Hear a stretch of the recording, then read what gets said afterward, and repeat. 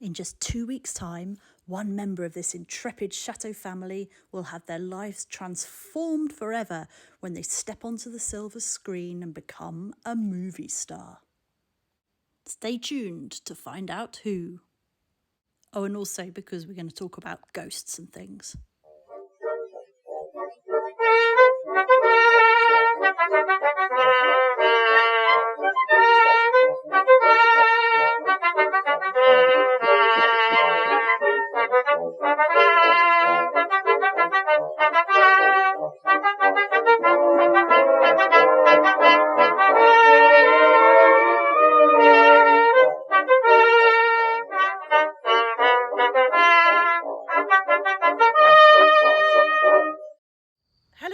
This is Amy from Chateau de Rosieres, and this week I've got something very exciting to tell you about. We've long thought about the idea of using Rosieres as a film set, but it seemed like a really complicated thing to do, to try and start making applications. Then something amazing happened and it just fell into our laps. And a couple of weeks ago, I received a lovely email from a young man who's a film director who just happens to have moved to this area. He was looking for somewhere to set one of his movies that he's about to film, and it was all going down a bit to the wire. He hadn't found the place that he exactly wanted, and so he wondered if he could come and visit us because a few people had told him he should see here. And I'm very lucky to have him here today, just in advance of filming, so that I can bring him to explain why he chose us and how it all came about. So this is Antoine. Hello. Who has very kindly agreed to come and talk to us today about using Rosieres as a film set. No worries, it's a pleasure. And thankfully he speaks lovely English, which is wonderful. Yes. So how did we end up with a star film director in this tiny part of Ardèche then? No, so firstly it's going to be my first produced movie.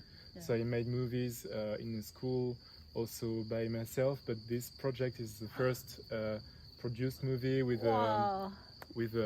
funds we got from the Central Cinema organization, CNC, and also the region and French TV.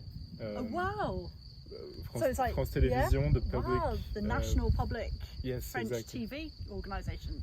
So it's a really big deal. This. It's quite a big deal for a first movie, which is a really we were really lucky to have this. That's amazing. And so you studied film in Paris, was that right? So I studied film in Nantes and Paris, yes. Yeah. And what made you move to Ardèche? So I've been living here for 2 years now with my boyfriend. So we really wanted to get back to the countryside because we are both from the countryside. Oh, right. We fell in love with the house we live in now. And it's just over the mountain there, isn't it? The other side of this hill. Yes. They live in. I can't believe that. That's fantastic. You wrote the script as well, didn't you? Was it inspired by the area, or did you have the idea already? So how it works in France is that you write a script and then you send it over to several regions that can support the film. As we moved here and then it also opened doors because the region prioritizes the people applying from the regions. I mean, you picked us when you still only had a few weeks left until starting the filming. Was that a bit stressful? Were you reaching the point of the film and thinking, I still haven't got the perfect place? A proposition that was quite good, but it was it was a small castle as well, but it was located in the center, in the village center. Yeah. So for the outdoors, it was not really convenient. It was really funny for us because I think we just got back from being away and I received the lovely email from Antoine and I said, hey, why don't you come tomorrow? And so he and Simon turned up the next day and he said, well, I'm just looking for the outside, but maybe we can look inside. Looked around the inside. And by the time he left, he said, I think I want to do both here. Can we start filming in a couple of weeks? And we were like, yeah, all right, sounds good. Should I leave it open, maybe? Yeah, that's nice.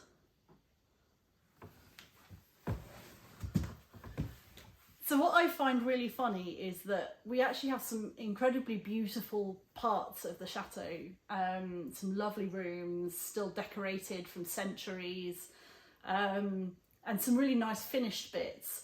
But no, Antoine doesn't want to film in there. He wants to film in the ugliest room in the chateau, which is very funny. I'll explain you why. Go on then, tell me why.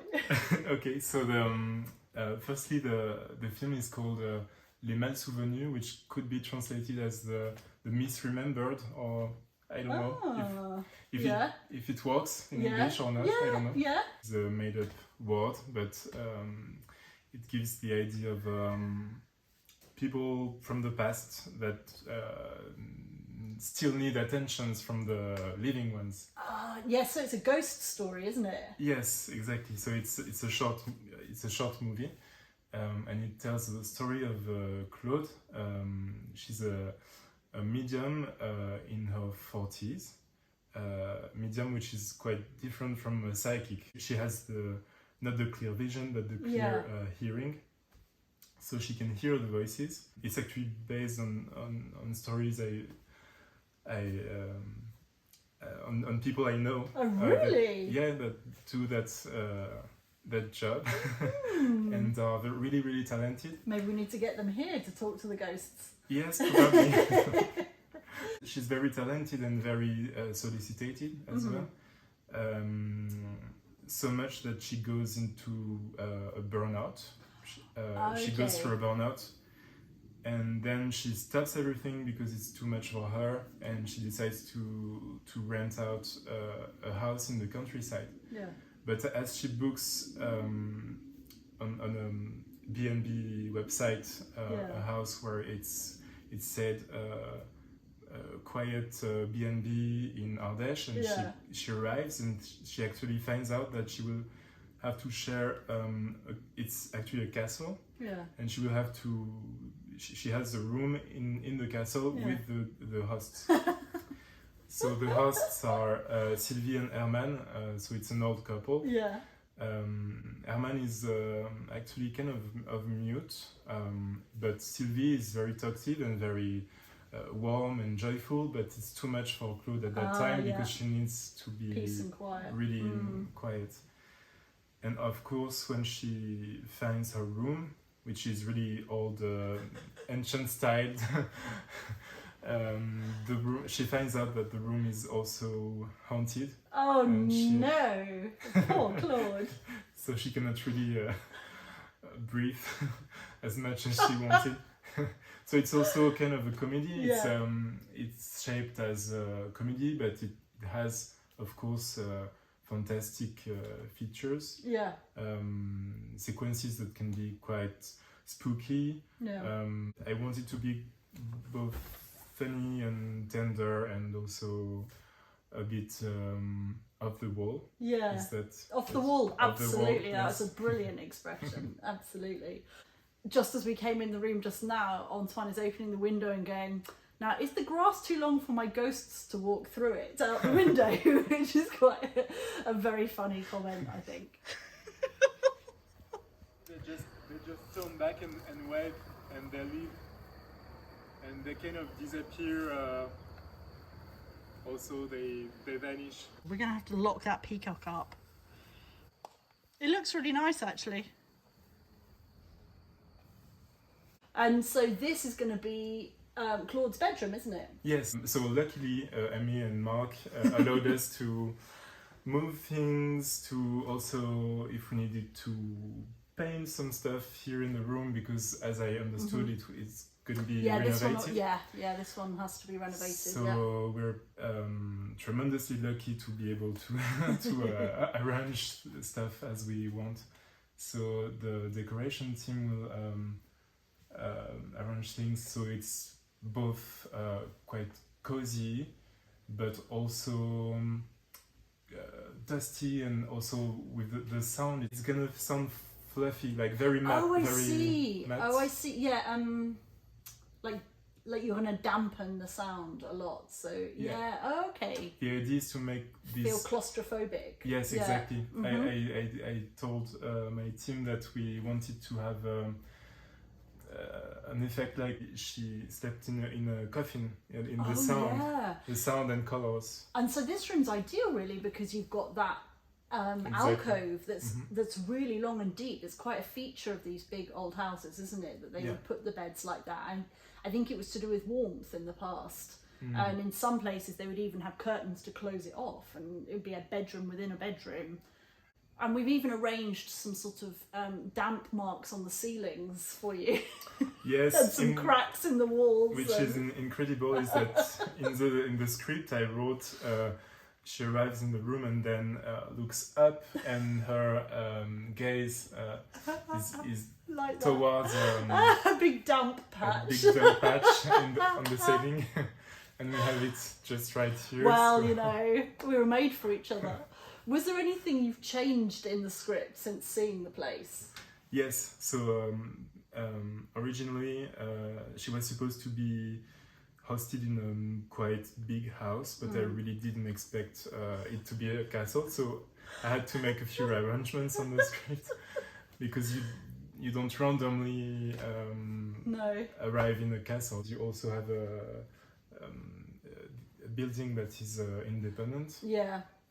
So originally she was supposed to have the whole house for her, but then it sounded a bit weird if she expected to rent for so cheap a chateau. Yeah. So okay. So she just arrives, and they tell her, oh well, it's bad luck because the gîte, so the little house is being renovated. So oh no. So we booked you a room for compensation in the main chateau. Spectacular. And then she comes into the awful little room. So there's one, and the partner there. They have one big hole in the tower wall that they nest in. How do you call them? Kestrels, faucon quetrelle. They're kestrels. I love hearing them. Is Mark winding me up? He told me that the castle was supposed to be an old brothel. Actually, because he read the script. Yeah. So, yes. So the idea was to give the castle a long history. The host tells Claude when she arrives that it has lived. It has a lot of history. I hope you like that. It's been the seigneurie before the revolution, and then the revolution happened, and then it was post relais. Like an old like a staging post where people would stay on the car journeys and stuff. Exactly, and then it was a brothel indeed, and then a hotel and a B&B, and now it's our little heaven. So the ghost that haunts the room is actually we get to understand that the ghost is from the brothel. Oh, okay. I see. So our chateau's first appearance on TV, national TV, is going to be as a horrible room and an ex-brothel, right? But also there are some other ghosts that arrive at some point that come more from the host's history. Oh, okay. And they're not all nice, but our medium fixes everything. So in your opinion, do you think this chateau is haunted in real life? So I'm not a medium, but I think yes, for sure there are some resonances in some rooms. I can tell the little round room close to this one. Yes, the tower, yeah. To me, it feels really heavy to be there. When we visited I don't know what's your feelings are. There is a very disturbing history about that room. We only found out in the last year. Yeah. Somebody was, we'll go into this more in future, but somebody who was very, very sick was isolated there for years. And ever since we heard that story, I found it quite weird in that room. I find it quite heavy, like you say. Interesting. But because I was curious, I sent pictures of that room to a friend of mine who is a medium. Yeah. And asking her, what do you feel? With no more information about the room. And she told me, because she can see also, so she kind of dived into the picture in meditation, as she usually does. And she said, I can see and hear a young woman reading a story to a kid. And I can see a kid with long hair that belonged to former times, maybe 19th century. Yeah. And she says, it belonged to nobles, or like people who were connected with nobleness somehow, which were quite wealthy, but also not super wealthy. Yeah. And they had some issues with money, and they had kind of had to sell it or to somehow arrange. Interesting. Then she said, I can see an old uncle with a mustache, and he's a really nice guy. How interesting. The room that people who believe in ghosts, who come here, the only room they normally talk about is the one on the top floor that you were thinking about filming in. That's the only one people normally talk about. But I don't know if that's just because it looks like a traditional haunted room or something like that.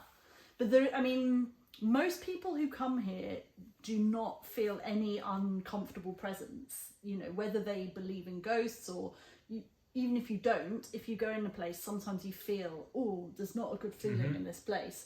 And everyone seems to feel like it feels like a family home. She said it's a family home, and it's quite lively. Yeah. There was a murder associated with the house, not in it, but there was several hundred years ago. There was somebody murdered his aunt so that he could inherit the chateau. Oh wow! Okay. And he got found out. No, because he got found out for it, and then he was sent to the Chateau d'If. So, and he was in, which is a famous prison in France. He got a chateau. Yeah. But he was there at the same time as the man in the iron mask would have been there as well. Okay. So nice flatmate. So we don't know of anything really nasty that's happened here. But, you know, it was at the centre of huge conflict. There were knights stationed here in medieval period. Have you had anyone coming for... No? No, never. I'd be interested to see. Yeah, for sure I can connect you with some people. I'm just fascinated what people feel from the place, and especially when we're in the stage where it's not yet renovated. So people see more of what it felt like before. And when we do the restoration on the main chateau, we're going to be uncovering all sorts of places. There's already a hidden room in the massive salon that we found in the wall. We know that there are some gaps in the plans. We can see there are walled off areas which we're going to look for, and we've been told more recently that there are hidden cellars underneath that were filled in. So there's some really interesting things to uncover about the history of the place. And once we've moved into the coach house, we're going to be with our sledgehammers. No, not that. But we're going to be breaking stuff down. And in fact, Marc is very excited that you're going to film in here, and especially if you destroy stuff with your painting, because this is one of the areas he really wants to rip apart, because we think this is where the staircase comes out. Did he show you the hidden staircase in the cellar? Yes. We think it came out at the back here. So he would love to take that wallpaper down and have a look. So he's really looking forward to you doing your stuff in here. Okay, perfect. Very on point. Here, you're probably filming for 3 days, aren't you, in the chateau? Yes, 3 or 4, I can't remember, but it's probably on the on the tables I got. Yeah. I'm just following the... And I'm taking the children away. So that you don't have, Mommy! in the background of every scene. Yeah, thank you for that. It's so nice. I'm going to take the kids back to England and leave Marc here. That we anyhow feel very, very lucky that you allowed us to film here for such also a project that is not that doesn't cost millions. So it's really lucky we like to support things. Our general approach here is to say yes to everything. And it's brought us really great connections with people, and we believe that there is a responsibility when you have custody of a huge building and a huge piece of land to share that. I don't think it should be kept for just one or two people or a small family. I think it's for use of more people, and so I'm really pleased to be a part of an artistic project as well, which is close to my heart, and I can't wait. I'm sad I'm not going to see the process of it being made. If you will allow Marc to do the odd little video behind the scenes, then I can show people. Yes. And then when will it be released? The idea would be to have it finished by the month of October, November, and sent to some festivals. Yeah. The editing is already scheduled for the second part of June, so it's really wow, that's soon. Quick. Yeah. And the music is already in the process of making. Yeah. Wow. So it could be very fast, as it could be, because we have also some special effects. Yeah. Oh yeah, of course, the ghosts. They're going to be flying out the windows, aren't they? Amazing. Yeah, they're going to be lifting objects or cupboards. And so actually we're also, as I teased at the beginning, our family, one member of our family is going to play a vital role in this film.